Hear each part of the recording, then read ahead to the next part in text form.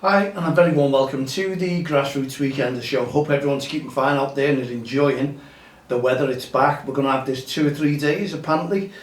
So some late sun for me today. I want to get out and relax and put my feet up because it was a hectic journey coming back from Cyprus. I assure you, going there was fantastic. Coming back was unreal. I thought the plane was too small, the seats. Nearly a five-hour flight. The airport in Larnaca was absolutely atrocious. Honestly, I've never ever experienced anything like it. You know, you're separated from your partner. It doesn't make sense. Passports this way, the other way, and especially when the wife had the boarding tickets on her phone. Honestly, it doesn't make sense, and it was just horrendous. It really was. The airport, no. Didn't feel like any air conditioning in there. It was really warm, and then there was a little bit of a delay while I was sitting on the plane, and the heat was unreal. And as I say, it was very uncomfortable in the seating area. Leg room was okay, but you just felt like that right the way through, and it was so uncomfortable. It knocks your holiday for six, doesn't it? Thinking about the journey home. So when you go back out again on holiday, I hate the travelling. I really do. The second week you're always counting down how long to go, aren't you? You're not looking forward to it. I don't look forward to travelling out, never mind travelling back. But yeah, there's never been 100% experience of I enjoyed the travel there and back and the holiday. I enjoyed the holiday, the rest, but I didn't enjoy the travel. How many of you go through all that? You know, Jet 2, I thought they were absolutely fantastic. I don't think I saw a Jet 2 rep on the return journey. There was about 50 going out in Manchester, but they all disappeared, and I praised them on some of the flights that I've had, but this time not going back, you know, just didn't enjoy, and it really shattered me because you're 2 hours ahead anyway in Cyprus, and coming back and trying to get used to it back in the UK, so you're really jet lagged and tired. And I know it's great to go away on holiday and recharge the batteries, but when you come back and you know you've got loads of work again, you need another holiday. I've only been back 3 days and I need another holiday because I've had that much work on. And I was out and about today at the River Juniors Summer League, and I thought it was great. Absolutely fantastic. The sun was shining, and I went to support and watch and also publicise REFspect, and people around and about. Everyone was great, talking to the referees, catching up with the managers. Also watching the two teams, which was JFA Betis and JFA Genoa, my team being the latter, and the age groups under 9s, under 8s, and they both performed fantastically well.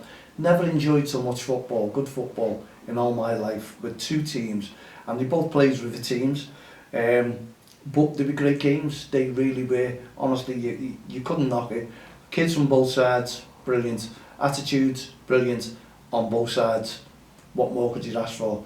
Great to watch, and I stood with the parents because I've handed over my position, as you know, to Sophie Newman, and she was brilliant. Sophie, well done. She does need a little bit of help, and to cap it all, I made sure that she's getting a bit of help now because I'm not standing back. I stayed and I've mixed with the parents, and I listened to the parents on the touchline, and I did pull one parent as well towards the referee, one of our parents or one of my ex-parents, and I did say, calm it down, referee's there to do a job, kids doing a job, you're there to do a job, and that's to applaud and support and encourage all the kids. That's about it.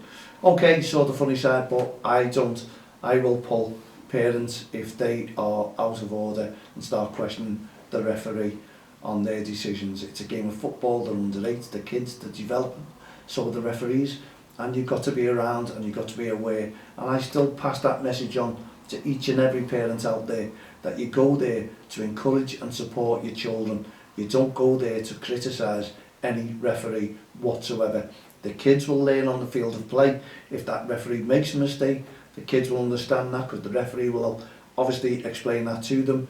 But you just let them get on, because you don't pull the kids for making mistakes. Shouldn't pull a referee either. So lesson taught there today to one of our parents, and I think he realises that you can't just justify having a go at any referee whatsoever. Let the kids play, let them enjoy themselves, and leave the referee to officiate. That's what we do, we don't cross the line.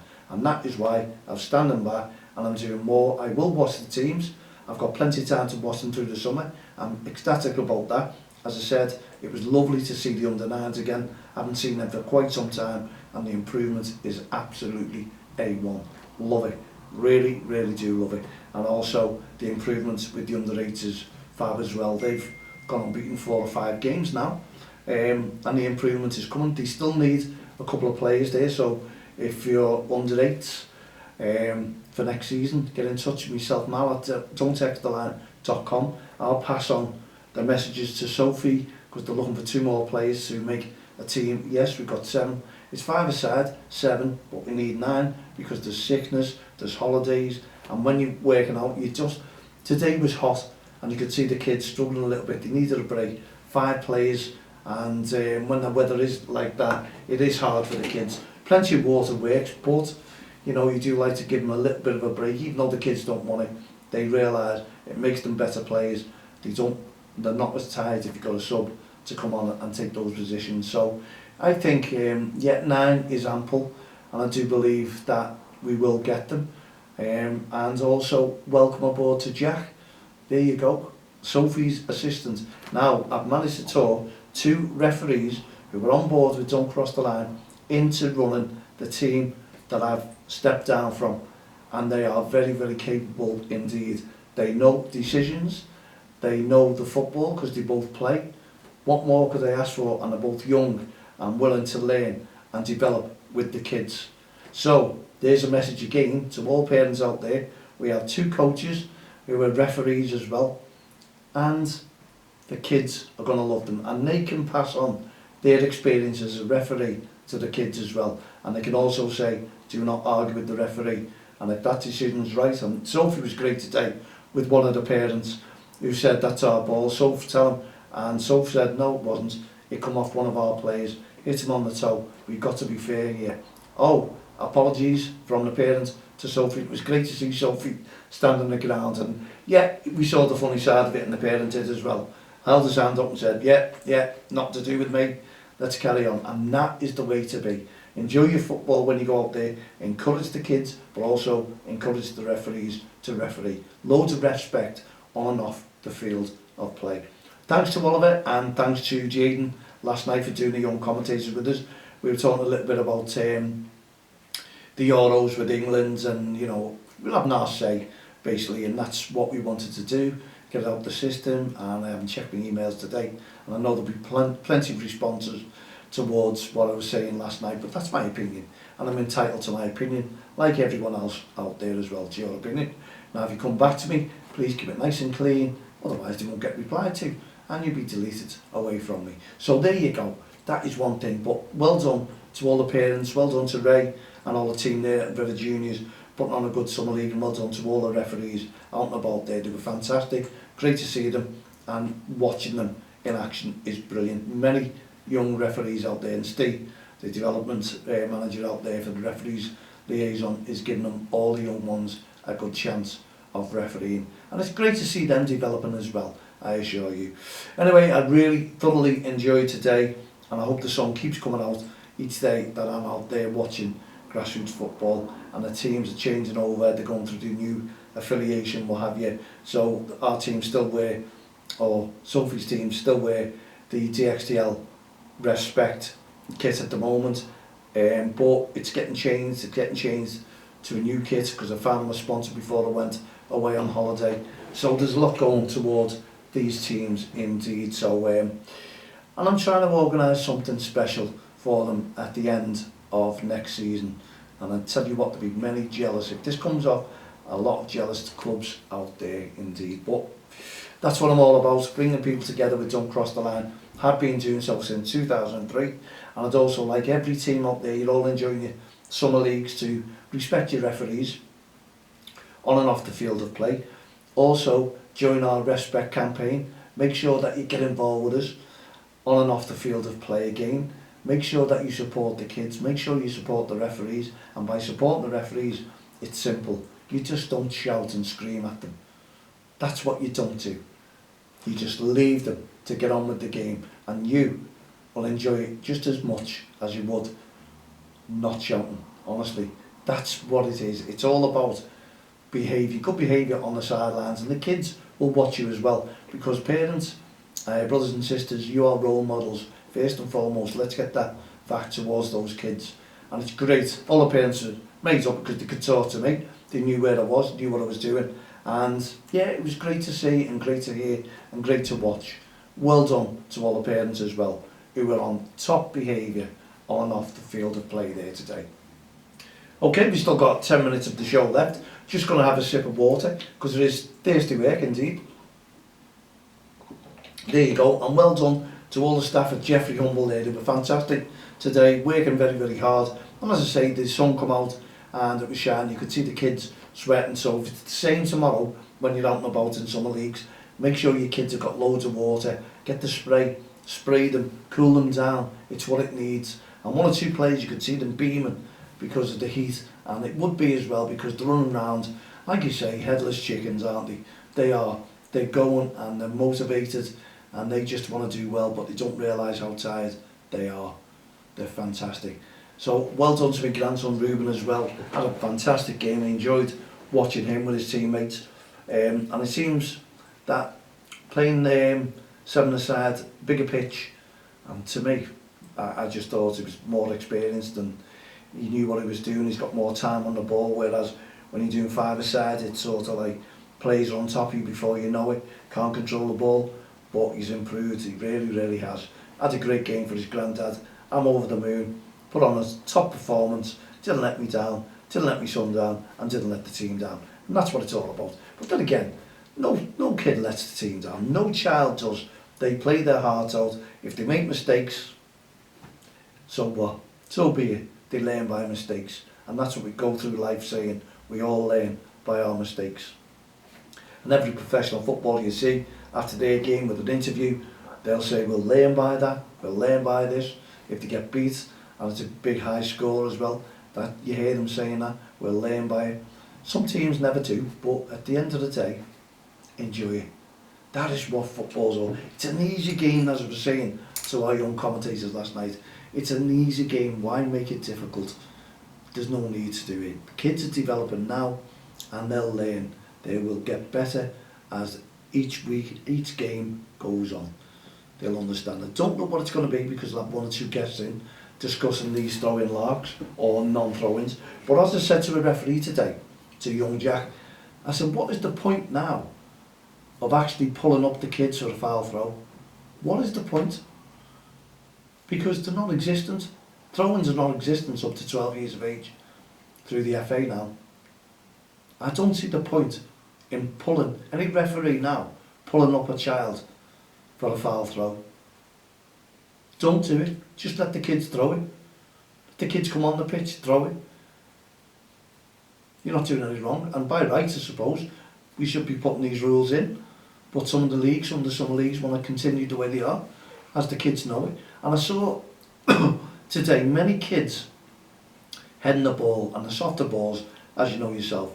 Now, in those situations, when the ball comes to them, there's nothing else they can do, and they're going to give away free kicks. So I can see these kids ducking, letting the attacker in and scoring a goal. And I can see these kids, heads in hand, as if they just give a goal away, blame themselves. And I think that is wrong, when they know they could have prevented a goal being scored by heading the ball. You're going to see a lot more kids putting their hands in the air, and I saw a lot of situations where the kids have saved a goal. Strikers run onto it by heading the ball today. Now you just think, he can't head the ball. Leaving it, going over his head, strikers in. And you can say it works both ways, but not every situation is the same like that. And there'll be balls over the top because kids can't head it. And then you're going to see overhead kicks. And then you're going to see higher boots coming in. Kids going in. So will the kids get hurt? This is my honest opinion. We're going to have a real debate about this, because it's going to be law. The laws of the game now is that's what's going to happen in grassroots football. So basically, Next season you're going to see a kid, the ball goes out, child goes out, and the child who's on the throw-in, ex-throw-in, is now on the ball where they dribble it in, dribble and pass. But they can score as well. But apparently the other player, tell me if I'm wrong, the other player, if they pass that ball and that other player scores, it's not allowed. That player who's taking the throw-in can score. And there's a free kick. If anyone heads the ball in the area, there's a free kick, indirect, to there's the goal post, there's the goal lines. So the nearest, so if it was nearer that line, that's where the free kick will be taken, and vice versa. If it's nearer that line, that's where it's going to be taken if there's a headed ball in the box. Corners, I just don't know. Why are we allowing corners? This is going to create a lot of high boots, overhead kicks. Your debate, your answer, your question, you tell me what's going to happen next season. I'm going to be watching it. I'm going to be taking a lot of notes as well. We'll have our team out and we'll be watching and seeing, and just seeing how many injuries are caused by high boots. You know, watching the game flow. Yeah, it has been practiced apparently in a couple of leagues, but people who said they've seen that practiced in a couple of leagues and they found out that there was more high kicking going in there. So let's see. These are under 7s to under 12s that they can't head the ball. Let's see what happens. Okay, we've got 4 minutes left of the show, 4.5 minutes, another sip of water, clear the throat. I'd like to know what your thoughts are on non-heading of the ball. That's coming in by law next season. I'd like to know what panel actually developed it, who the panel were, what their experiences are, who they played for, are they ex-footballers, did they play football, who put these rules in, how many. I'd love to know. Can we find out? Can we find out? I'll try my very, very best for you to find out. But the people I talk to, the amount of people in grassroots football that I talk to are all against this. All against it. You could say, yeah, but it's safety for the kids, you know, heading the ball. We could all stand there, we could all do that. But has it been proven yet that it causes dementia in later life? We're talking about the rubber on these 3G pitches. We're still playing with the rubber. There was all kinds of reports coming out on cancer in America, but we're still playing on the rubber pitches. What is happening? What's going on there? If they're thinking that it's called dementia, causing dementia, then, and the rubber is causing cancer, why are we letting the kids still play on that if it's not proven? The two of them are the same. There's an idea for it, but it's not fact. Tell me if I'm wrong, get in touch with me and I'll put it out there, or you can come on and explain the situations on both. But I'm sure we're going to get a lot of interest going on towards the end of the season, with people coming into the studio and talking about this. I am 100% positive about that. Okay, we're coming to the end of our show. I hope you've really enjoyed it, and I do hope if you're out and about tomorrow and you're playing in summer leagues, or you've got tournaments or even friendlies, that you will REFspect your referee on and off the field of play. Shake the hand of that referee. Make sure all the kids at the end shake their hands, each other's hand, and also the referee. Thank the referee. It's what it's all about. It's all about football. It's all about enjoyment, and it's all about the kids smiling and the referee going home happy as well. That's what it's about. Can we do it?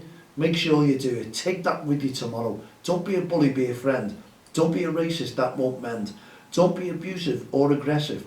To show respect is more impressive. And on that note, I'll say goodbye, and I'll see you tomorrow around about 7 p.m, could be earlier. Enjoy the Euros, they're all on. So from myself, Mal Lee, and all the team here at the Grassroots Show, Don't Cross the Line, REFspect programme, Heart of Gold initiatives, No Ref, No Game, and Grassroots football in itself. I got mixed up there. I'm going to enjoy this drink now because my throat is very, very dry indeed. Good night, God bless.